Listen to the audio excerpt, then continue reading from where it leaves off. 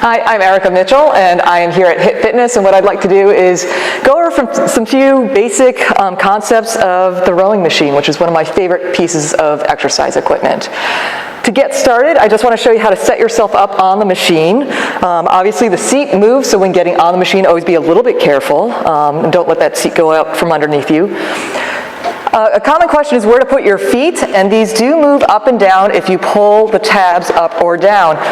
What you want to do is put your feet in so that when your heels are down in the cups and strapped in, the top of your shoe is about where the top of this foot plate, this ridged foot plate ends, or where the strap is about where the joints of the ball of your foot are.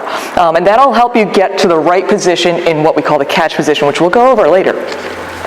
So once you're strapped in, you're going to want to grab your handle, and you grab it at the ends of the handle. You don't want a narrow grip, and you don't want your pinkies to be off the end. You want to be a nice wide grip, but all fingers on the handle. Just a quick mention about this damper setting. We'll tell you different places to put a damper setting for various different reasons, but understand that it's drag, it's not weight or resistance. It's not the same as adding more plates onto a barbell or something like that. It's air resistance, which is drag. It's friction, essentially. For today, I'm just going to keep it on 3.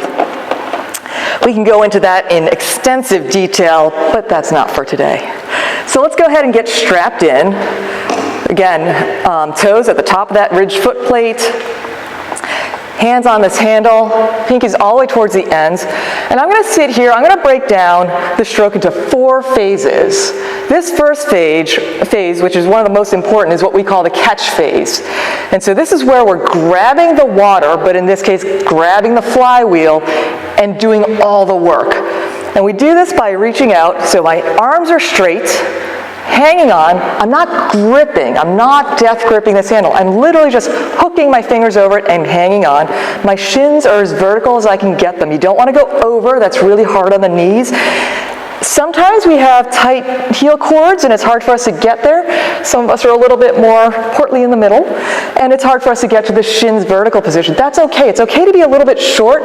Your goal is to try to achieve the shins vertical position because that's going to give you the best catch position, the most strength on your drive. But being a little bit short is okay.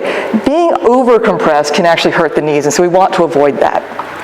At this catch position, shins vertical, I am leaning forward. Notice how I'm leaning at my hips. I'm not hunching forward. We don't want to hurt our backs. And again, at this catch position, we're leaning forward at, if you were to envision a clock, 12 o'clock, we're at the 11 o'clock position.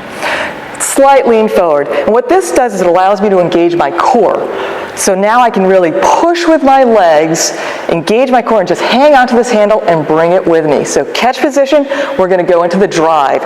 Again, engage my core, push with my legs while just hanging on with my arms. This is a leg exercise. So here we go into the drive. And then I follow through with my back, now going to that 1 o'clock position, follow through with the arms. So now I'm at the finish position. So we just did catch, drive, and now the finish position. Here I'm just leaning back, that 1 o'clock position, not too far, just a little bit of layback, again at my hips, not arching my back. My arms have simply followed through to a comfortable position, usually sort of midway down your chest. You'll see some people try and pull that up higher. That's just excessive use of the arms. It's unnecessary and inefficient. I'm going to sit here just for a moment. From here, we're going to reverse everything into that 4th phase, the recovery phase. So now the arms are going to go out, straight out, pivoting forward at those hips back to that 11 o'clock position. Again, not hunching the back, just pivoting forward. And the important thing to note here is that my hands are now past my knees. That chain has moved completely horizontally in front of me. And now my knees break and I come back to that catch position with my shins vertical. Let's see that again. So catch, drive, finish, recovery. Another thing to note about the stroke is that the recovery is slower than the drive. It's kind of like winding up to hit a ball. You're winding up on that recovery to pound it at that catch, and that's why that catch position is so important. And you take your time in your recovery to achieve that proper catch position. That'll save your back, and it'll allow you to engage your legs and core to get the most out of the machine and out of the stroke. And that's the basics of the stroke. I hope you enjoyed that.